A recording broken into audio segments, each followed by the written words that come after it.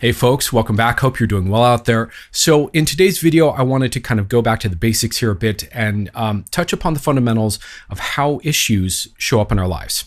So it dawned on me recently that a lot of folks out there are really confused about what their issue exactly is, or how it came to be in their life in the first place, or what to do about it, or how to sort out the different aspects of their issue.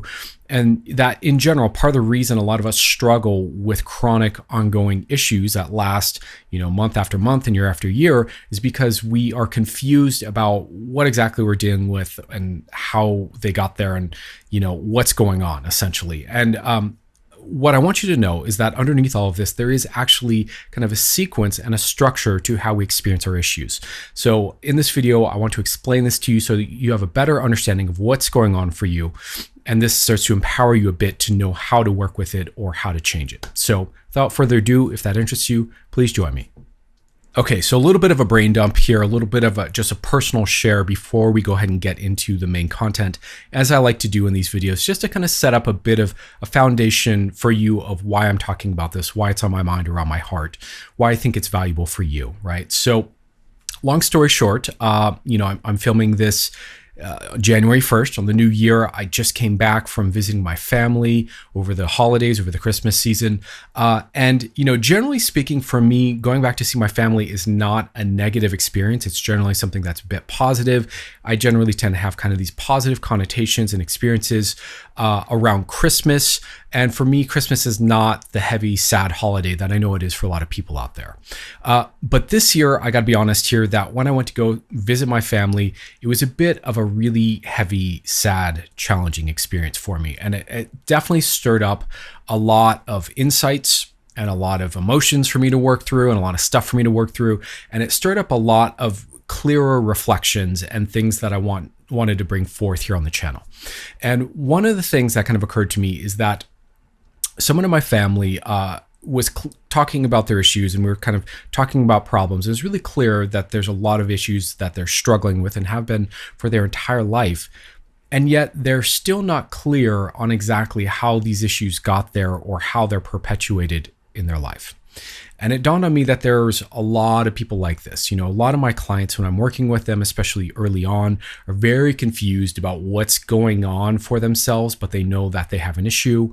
And just more broadly, if you look at social media or just your friends or people in your life or the world around us, I think it's pretty clear that a lot of folks struggle with clarity around their issues, right? And this is part of the problem, part of what keeps it in place, part of what keeps it kind of perpetuating and looping and keeps us stuck with it, is that we are not clear what the heck we're dealing with and how it got to be this way.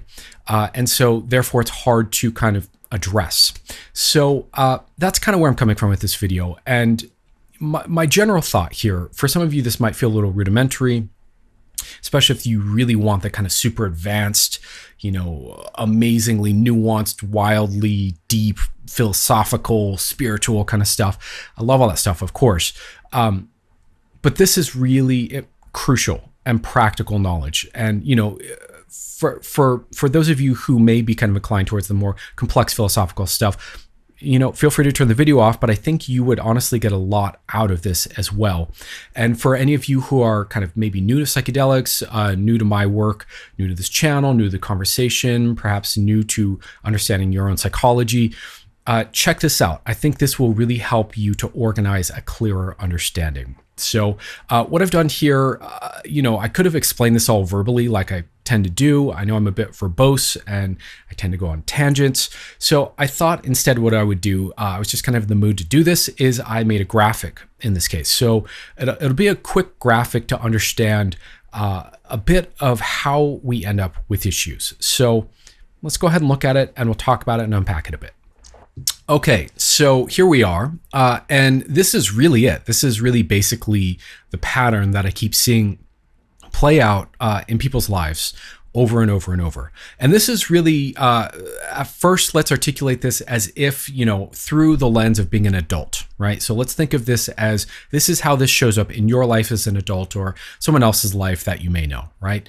So essentially we have some sort of a wound, right? And that wound is going to create feelings, right? Some sort of feelings that just kind of come out of this sense of woundedness that we have, right?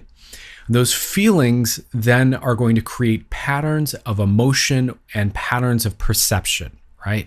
So from these feelings, we start to generate patterns, habitual reactions to those feelings, and certain kind of worldviews and beliefs around those feelings that we kind of start to form a set of, organizing ourselves around the feelings, if that makes sense.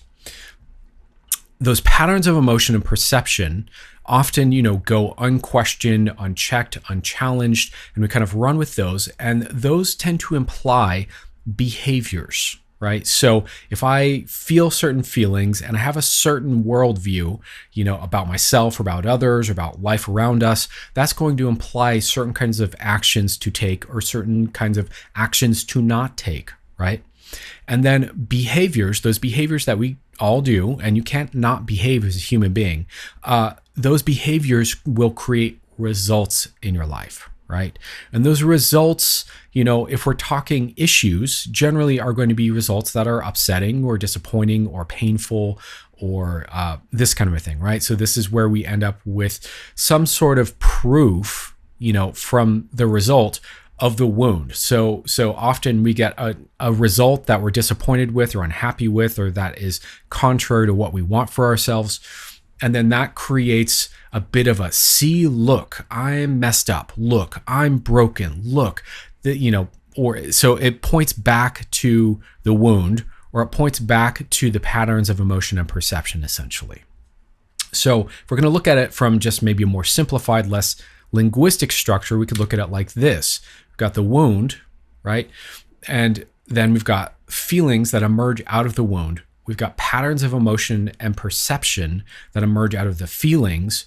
We've got behaviors that emerge out of those patterns of emotion and perception. We get results emerging out of the behavior, and then that is proof of the issue, right? But what happens a lot along this kind of string of events, or this sequence of events here, is that the ending results we get, right, are often way off, out of line from that initial wounding, right? So a lot of times we are actually kind of blind to the wound, right? Sometimes we don't know what the wound is exactly, or, it happened so young, or it was so subtle, or it was so complicated, or et cetera, or it's not what we think it is. Sometimes we think we know what the wound is.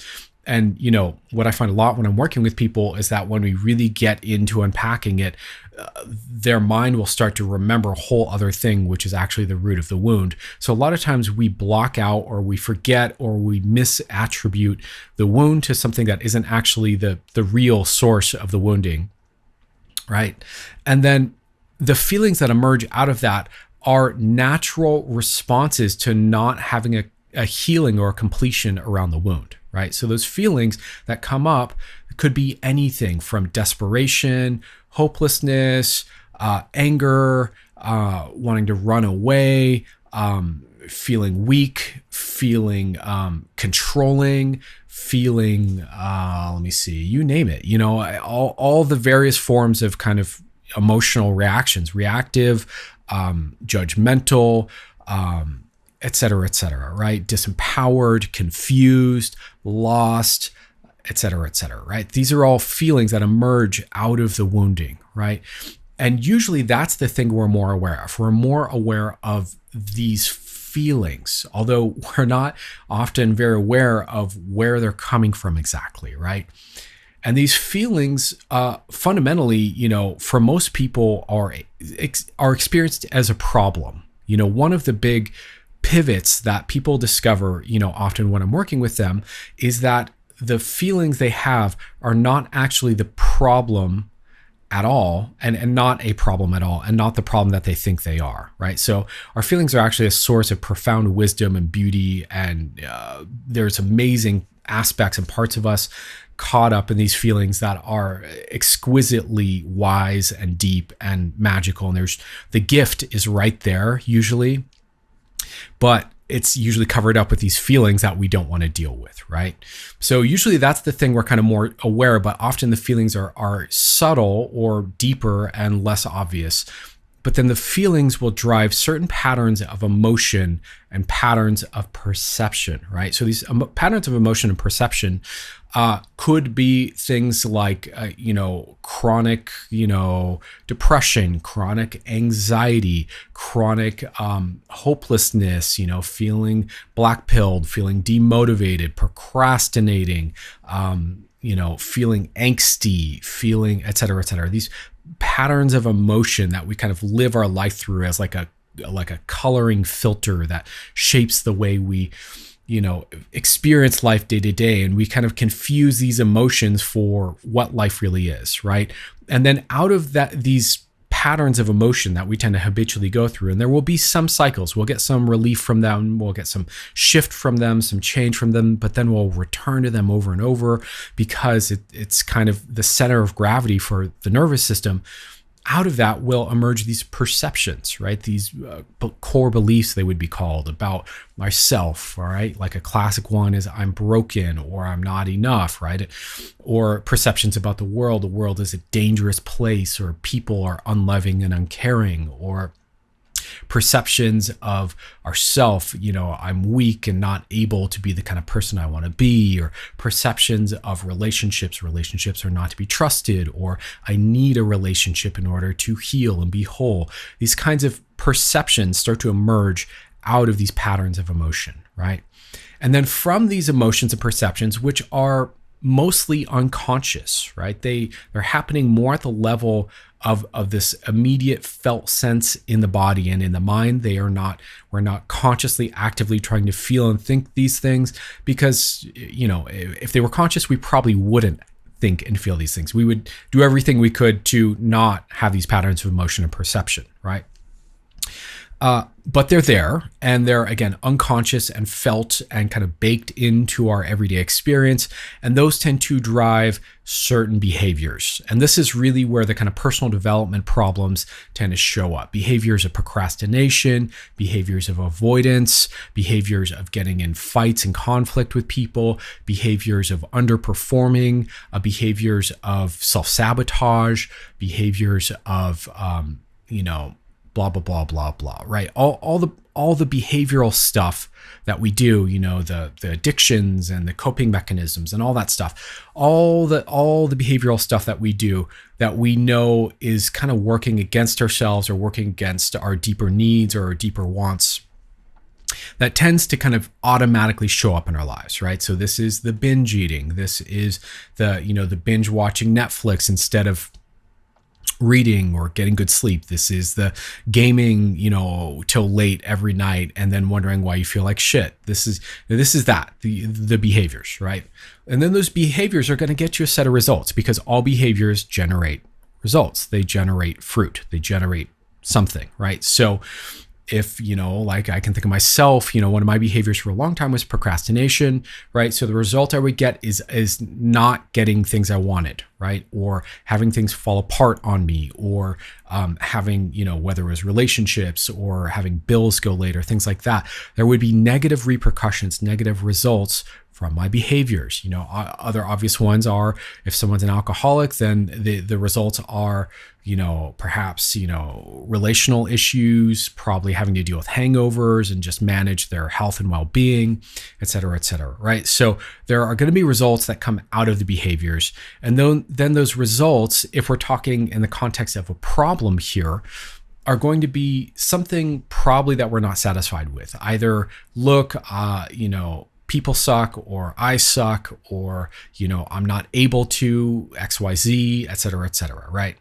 And then that generally becomes proof, really, I'm saying proof of issue here, but really it becomes proof of the wound, or proof of the patterns of emotion and perception. And this becomes a bit of a feedback loop that we get stuck in over and over and over, right? So I hope this makes sense so far. I'm going to kind of switch back to a camera mode where it's just me talking on the camera, and we'll kind of talk about this a little bit more, and then we'll wrap the video. Okay, so I hope this is making sense so far. So this is basically what I see most people going through some form of over and over and over. And I've certainly been there myself. I get it. There are certain things that are implied from this. So first of all, there are different layers to our experience. It's not that the wound and the feelings and the emotions and the behaviors are all this big, like tangled mess. No, one actually feeds into the other. There's actually a really clear sequence that this goes through, that we go through. It just all happens very unconsciously for most of us. And this implies, in my opinion, a few things. So, one of the things I should have said in that last section while I was recording with the graphic up is I should have told you to do a screenshot. So I'm going to tell you now. If that was useful, please rewind the video a little bit, go back, take a screenshot, reflect on this, think about it if you find this useful. But from my point of view, there are a few things here, right? So a lot of personal development stuff you'll see really focuses on the results and the behaviors, right? So it's way at the tail end of this, trying to solve the problem, right? So we're looking at results and behaviors, but you can only fix so much behavior or results before you need to go back and look at those patterns of emotion and perceptions, right? And if you're at patterns of emotion and perception, if you just do any sort of inquiry, you'll start to get at these obvious feelings that are underneath that and driving that. And, if you get curious about that, you're going to be right there at the wound. So from my point of view, the biggest bang for the buck here is to clean up the wound in the first place. I would say to you, if you're watching this, and I'm really making this video, not just for my current subscriber base, but as perhaps a tool that I can send to people later on anytime I'm in a conversation where people are like, oh, I'm so confused about my issues in my life, and send this to them as a tool and they can start to think about it. And so what I would say to all of you, whoever you are, is, consider that cleaning up the wound, which might be confusing or a terrifying prospect to you as I say those words now, is not as hard and not as scary and not necessarily as painful as you think it's going to be.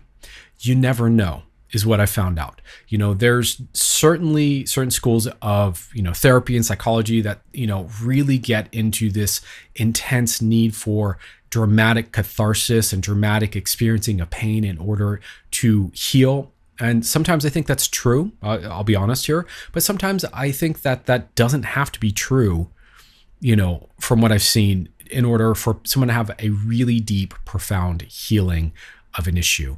A lot of times the reason that the wound is still there is just that we kind of had the wound, then we just kind of moved on in life, or we were encouraged to ignore that we got wounded and just kind of move on in life, or life required us to just move on and we had no choice. And that wound just never really got properly connected to and addressed and completed. Right. And so what I would say to you is just consider that you could go back and just deal with the wound and clean it up and heal it. And it may not be as hard as you think. And if you do that, then all those feelings that kind of arise out of the wound stop. Right. And then you just have, instead of those feelings, you just have peace. You have more presence, more embodiment, more joy, more of a sense of well-being, more of being in the present moment rather than being hung up in the past or anxious about the future. And out of that, you stop having these kind of belief patterns and emotion patterns and perception patterns about yourself or about the world. And it kind of opens up the possibility to see things in a different way. And out of that, then you can take new behaviors. So the personal development side of things really kind of starts to correct itself. And then you really start to get different results. So that's my proposition here. This is really why I want to make this, is just to kind of clarify that this is, from my perspective, the path in the sense of healing or dealing with issues. So I hope this clarifies things for you. Again, for me, this is fundamentals. This is, perhaps a little redundant or a little obvious. And some of you might be watching this and going kind of eye roll, like, geez, I already know this. But I think this, like a lot of fundamentals, we got to return to them regularly and touch base and get really clear on them and refine and dial in our understanding, because mastery is built out of really, really getting good with the fundamentals. So I would encourage you to really internalize this and really think about this and really, consider how this has applied in your own life. So I think I want to leave it there for now. And I hope this is useful to you out there. And let me know what you think. Leave a comment down below. Let me know if you disagree, if you think there's another thing that needs to be in there that isn't, etc. And I will see you guys in another video in the near future. Much love to you all. Thank you for watching. And yeah, much more on the way. Take care.